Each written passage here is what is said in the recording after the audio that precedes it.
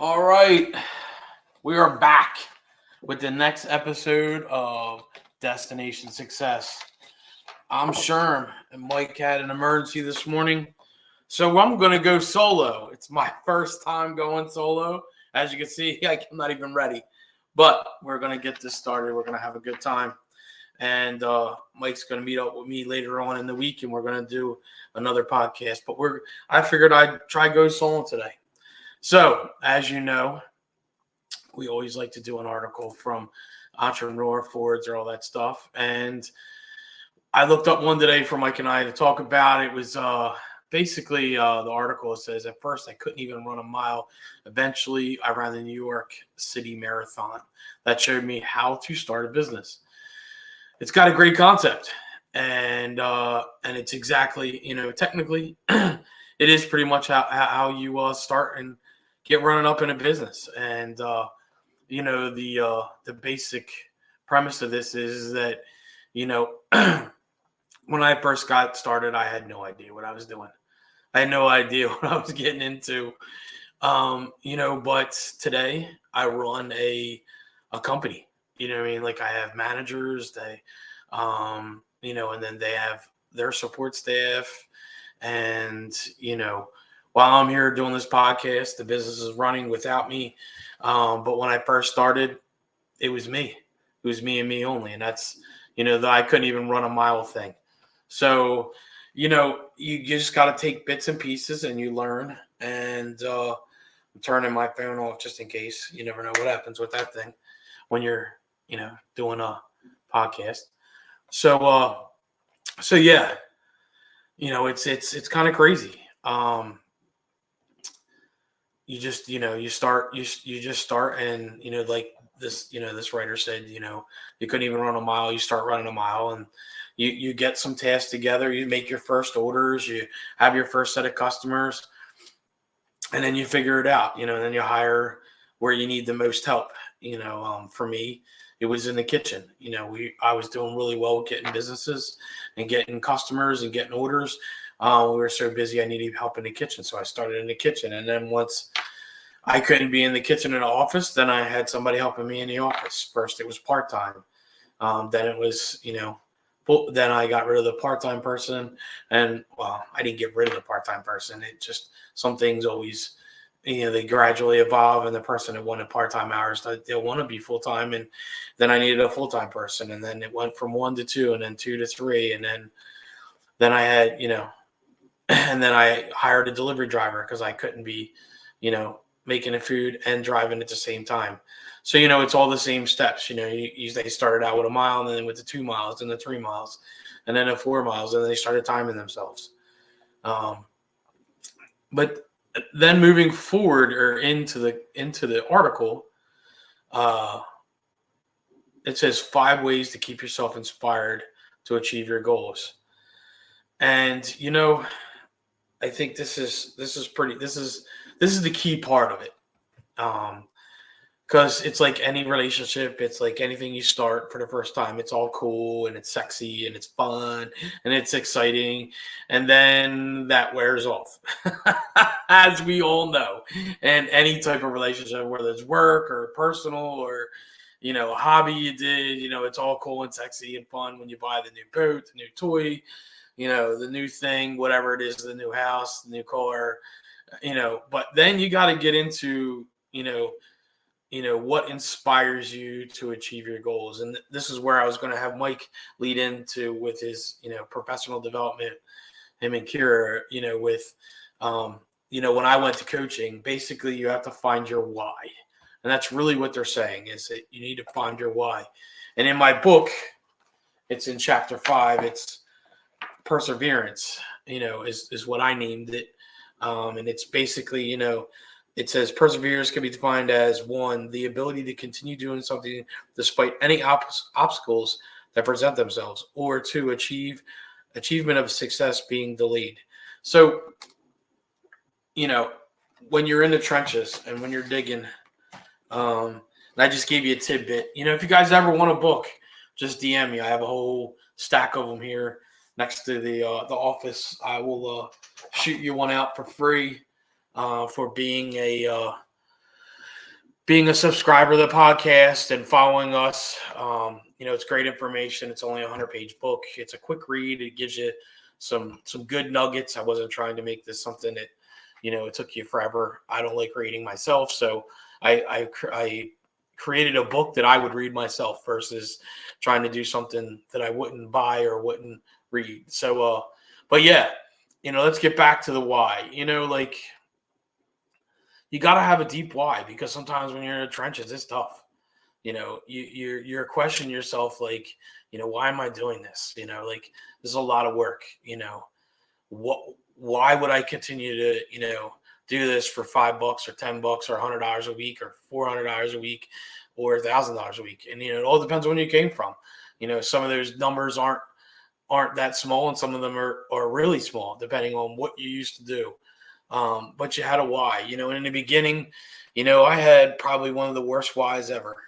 When I started my commercial cleaning company, when I got out of the Navy, the original why was just because I didn't want to go back to work for anybody else. But then the why became a challenge. And that why was because everybody else told me I couldn't do it. And it's a pretty cool why, and it's good fuel, but it's not the best why.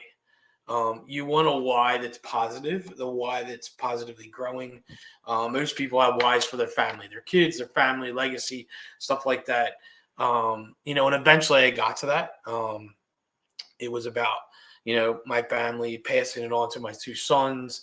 That's why I named the cleaning service Marston's, because it was Mark and Austin's name put together.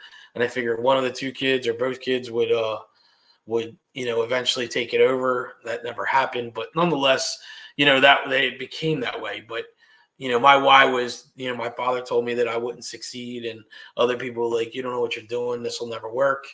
And I used that fuel to say, I'm going to do this. So you got to have something strong, and figure it out. I don't recommend, using negative whys like that, like, because eventually so what happens is, and I'm going to tell you my own personal story, is that once you become successful, now you got to find a new why. Because once you did it, beyond everyone telling you couldn't do it, now what? You got to have a super huge why, not just a small, kind of,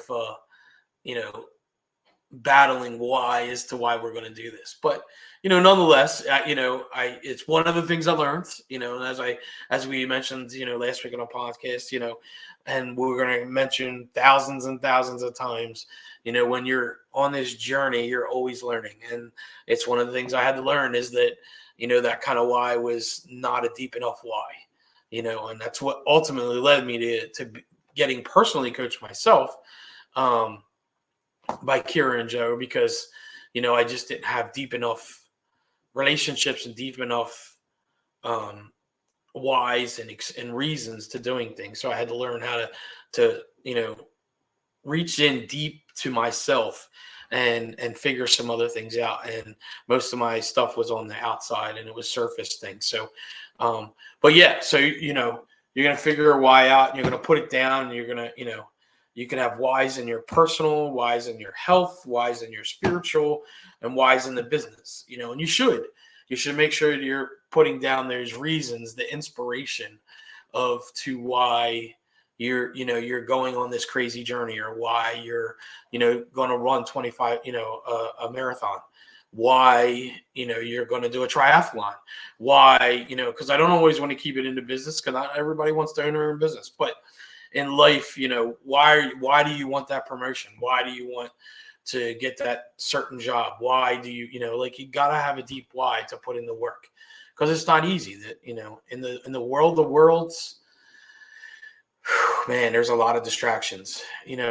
Tons of distractions. There's and then forget what happens in between here. That's the biggest distraction, telling you no, you can't do it, or it's really hard, you should stop today, take a break, or because it's funny, because most people go, I hear you talk about all these things, is it really true? And I'm like, yeah, it's really true.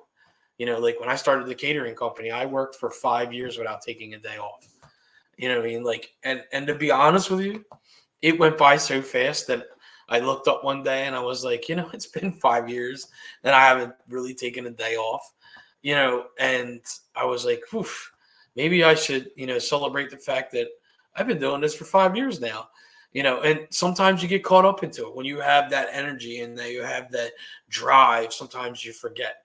And I'm going to tell you, that was one of my biggest downfalls is that I never looked up in the second time, because I looked at the first time as a huge failure, that I had this big, huge company that I just kind of let wither away because I was miserable and I self-loathed over, woe is me and blah, blah, blah, and all that bullshit. The second time I said, I'm not going to do that. I'm going to do it right. I'm going to make sure I build every part properly, and I'm going to build it like a company, not like a one-man show.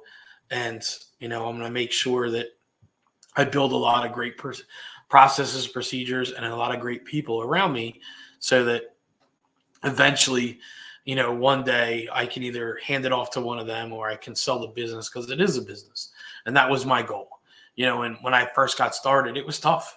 I started in the middle of 2007 and 2008, and, everybody said, man, you're crazy. I said, well, at this point, this is the lowest part of everybody's, we didn't know about COVID back then, but this is the lowest part of, what you could do.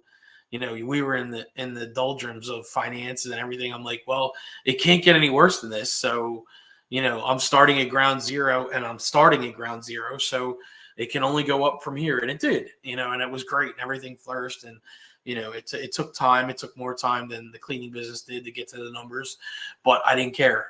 I was doing it. I was going to do it the right way. I didn't care how much time it took. And, I wanted to make sure the process equaled the juice, the squeeze equal the juice, as they say. So, moving along, I could tell stories all day long, and that's why I use Mike, because Mike keeps me on track.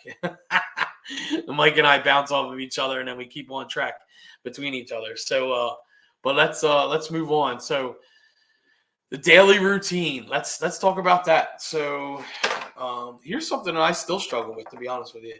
I am not a planner. If you didn't know that, Kim is the planner. She's the one who puts everything on the calendar, time slots, dates. I'm not, but I am getting better at it. As you can see, I have a day calendar. And I know you sure they do that shit on a computer. I try, man. I tried to do it on my phone. I tried to do it in Google in our calendar. It's just, I don't know. This is what I've found that works for me.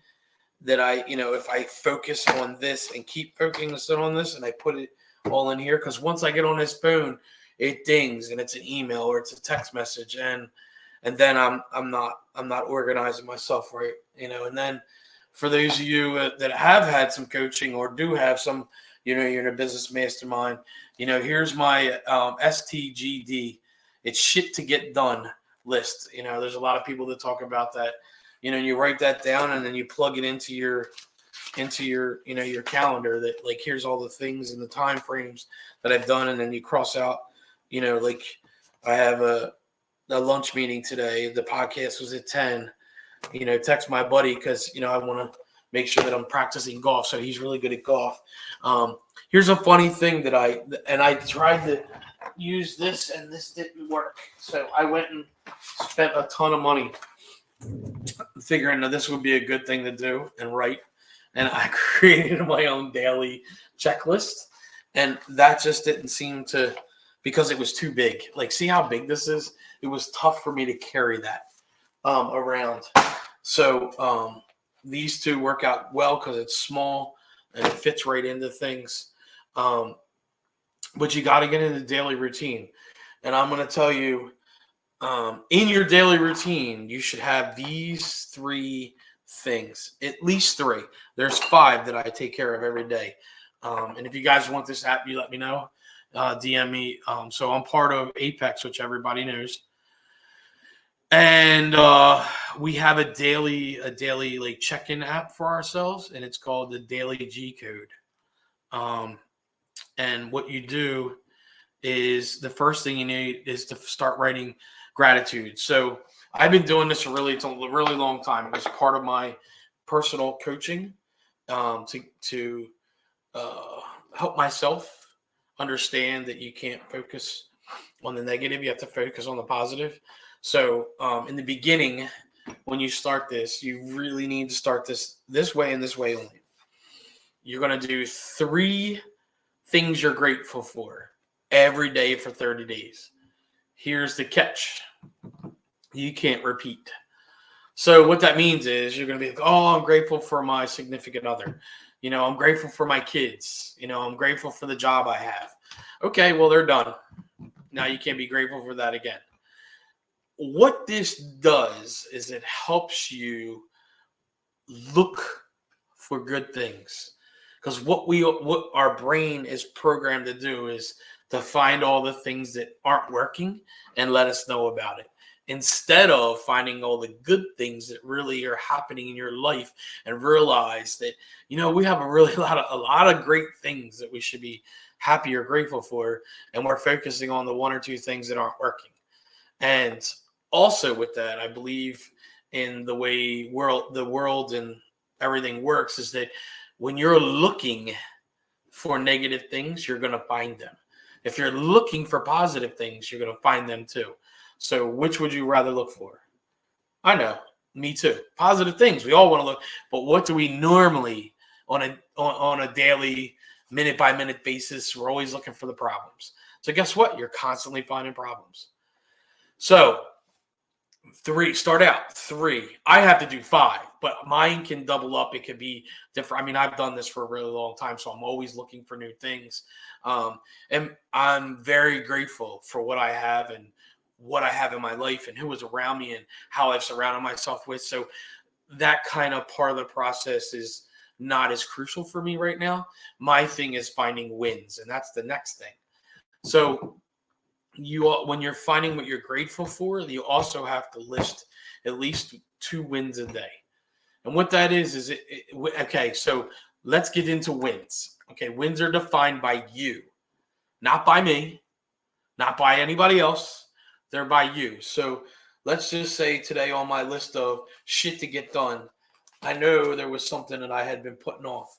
Oh yeah, I have a couple people that want to be on the podcast with us, and I've been putting that off. So if I happen to schedule that out, talk to them and schedule that out today, that's a win. I've been putting that off. Like I got to get it done. I got it done today. It's a win. It doesn't mean that I hit $1.8 million in sales today. Like that's the only win you have. No, it's things you've been working on that you actually now, tied it all up and put the bow on. That's a win. It doesn't have to be huge. It just has to be a win. And a win can be you define the win. Again, stop paying attention to everybody else. Pay attention to you. You can't define yourself on me or Mike or anybody else. You have to define yourself on where you are today and where you are tomorrow. And hopefully you're taking it 1 step forward in something. And that's a win. You know what I mean? That could be the win. The win is that I got started. The win is that I said, you know what? I'm tired of putting this off. I'm going to do it. The win is that I have been eating great breakfast now for almost 2 years. It's a win. You know what I mean? I used to either not eat breakfast or I eat crap because I would go into the shop at 9:30 and then I could have whatever I wanted. And that normally consisted of something I shouldn't be eating. A nice croissant with egg and cheese on it with maybe sausage or scrapple. It's tough when you're in the food business because it's all right there. But what I'm saying is the win is I've been consistent about that. My next win is that I've been pretty consistent about my exercise. I'm trying to do 4 to 5 days a week. And I've been pretty consistent for the past month that I've been doing 4 to 5 days a week. I might put that down as my win today. Like that's their wins. Hey, I haven't been able to get a hold of this person and I got a hold of them today. persistence works. I could have quit, but I didn't. I got a hold of that person, and boom, now everything's work. Like I got the meeting, I got the job, I got the lead, I got the order, I got the introduction. Like that's a win. So work on those wins. The next thing about that is that you focus that what was your lesson today? I'm going to tell you how helpful this is that if you have to sit down and go, what did I learn today? It helps you recap. It helps you recap what you've done, what you're doing, how you're doing it, whether or not you like how you're doing it, because sometimes that's the toughest talk. Forget everybody else. It's like, I didn't really like how I sent that email to that person. Maybe I should, and I do it all the time because I'm a very direct talker. And I sent an email to someone or a text message the other day to someone, and then it was actually an email. I'm right. Sorry. And then I went back and I read it again and I go, ooh, I wonder if that came off the wrong way. Let me just apologize. Like I was like, hey, I'm really sorry. This may have come across the wrong way. I really didn't mean it to be, blah. And the person responded back, hey, thanks. I didn't really, I know how you talk, so I didn't really take it that way. But, I appreciate you, thinking just in case, you did. And I was like, yeah, no, it happens. Sometimes I just spout like directed, and sometimes it comes across the wrong way. Focus on the lesson, because if you're focusing on the lessons you're learning, you're going to keep learning. You're going to want to learn, all great stuff. So the next step is, how do you stay inspired? And I'm going to tell you, it's not easy. Especially once you get to a size where you have a lot of people and you're coaching a lot of people and you're trying to help them to be better people. It feels like you're a sponge and they're just wringing everything out that you have. And you got to stay inspired. You got to love this journey, and it's not easy. I'm going to tell you, there's plenty of times that I almost throw in a towel and you're going, what? And I'm like, yeah. Like I'm focused, I'm motivated, I'm ready to rock it out. But I'm going to tell you, there's plenty of times that I was just like, you know what, this is bullshit. I'm not doing this shit anymore. Like I've had it fucking enough. And, I had to get in the car, go smoke a cigar, grab a vodka, just sit back, relax, take a deep breath, maybe hit the gym in a heavy bag. Like it just all depends. But, like it's always good to, as you can see behind me, find some inspiration. I used to have one and it's still in the bathroom, but I was going through some really tough times where, I had been moving around in houses because, I just wasn't in a place where I could afford my own shit, and that's tough to say.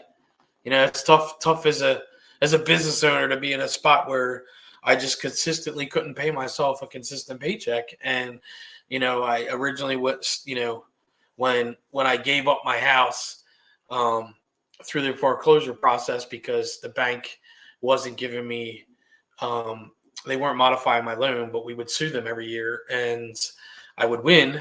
and then they were supposed to call me and figure out how I would get back to paying my mortgage, and they never did. And after 4 years, I was like, there's just no way I'm going to be able to afford whatever payment there is because they're going to want whatever. And I just told my lawyer, I said, you know what, I'm done fighting. Just give it to them. Let them have it. I was like, it's over. And, so my buddy took me in and I was sitting on it, living on his, in his house, not necessarily on his couch, but I was living in his house in one of his rooms cheap. And then, I outwore my welcome there, and then I had to find another place and then another place. And then I wound up being able to find a house that like shared rooms, and that worked out for a long time, but you're in that place where you're starting to doubt yourself. Like, is this shit really worth it? I could go get a real job and make real money and, not really have to deal with all this bullshit. Is it really? And, you gotta find, somewhere, something to listen to hear, to motivate you, externally. It's all well and good when your friends are, you got to charm, you're awesome, but you got to be able to put it up here when they're not there. And I highly recommend finding, there you have YouTube that has a million podcasts. I can give you a couple of my favorite ones. There's Motivation is one of them that I love, but I'm a more of a militant type of motivator. So I like being screamed at. I like being loud.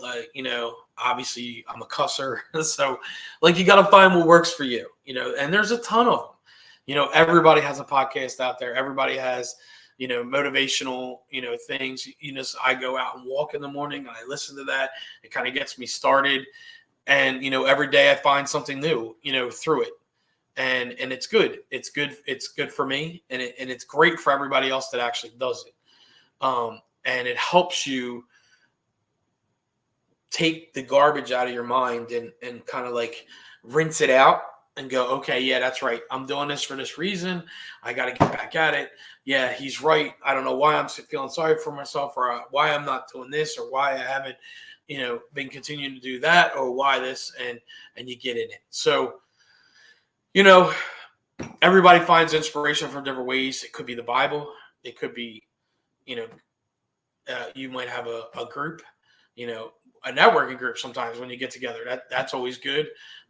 You could get coaching. You can, there's all kinds of things you can do. But you're going to need it to stay in the long game. The first couple years, are hard, but you have the grit because it's new.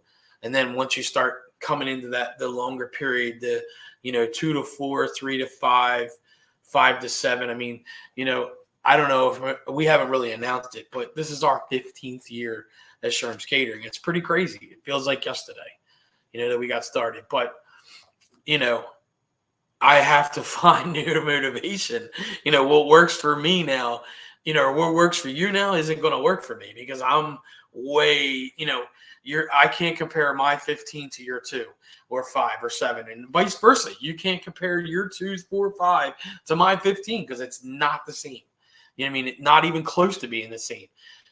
We're dealing with different things at different times. And, as much as I'm great at the 15 years, I may not have had to deal with what you're dealing with in your second or third year, and vice versa. Maybe you're dealing with something right now that I haven't dealt with yet, or maybe you're dealing with something that I dealt with a long time ago, and things are different. Like I may be able to help you a little bit, but I might not be able to help you all the way through, because, 13 years ago, the world was different than it is today. I mean, think about that. Like just 13 little years ago, the world is completely different, so I appreciate you hanging out with me. I don't even know how long we've taken. I know on my clock, it's been at least right around 20-ish, 30-ish minutes, but, I don't want to take too much of your time. Again, if you guys want a book, just DM us with your name and your address, and I'll throw you out a book. I'll autograph it for you. If you need more than that, DM us. Mike and I can help coach you through some things if you need some coaching. Hey,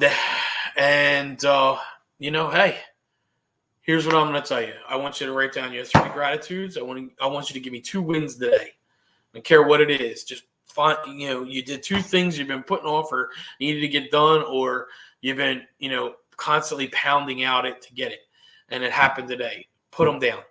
Write them down in your book. And then, what did you learn today? Through this whole process of listening to all this and doing what you do every day, what did you learn? Because it's always good to recap. I have, in my app, I think I have 1,400 days that I can go back and go, this is what I learned this day, and this is what I learned that day. So it's always good to learn. You should be learning every day. Every day should come with a message of, this is what I learned, and by learning, I move that one step forward. Because remember, back to the Navy things, 1 degree a day, 365 degrees later, you're in a whole nother continent. So from me to you, I hope everything works well. I hope you're having a great day. Knock it out. And again, if you have any questions, DM us. Have an awesome day. Look forward to our next podcast.